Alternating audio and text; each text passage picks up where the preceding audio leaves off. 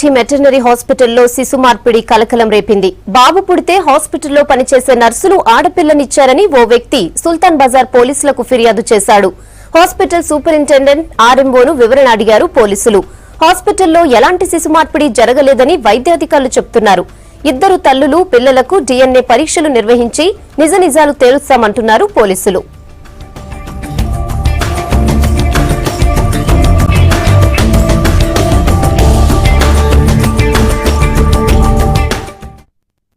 రజితకు కొడుకు పుట్టిండని ఆడుకుంటా వచ్చింది. గిట్లా గిట్లా చోరా చోరా చోరా అనుకుంటా వచ్చింది.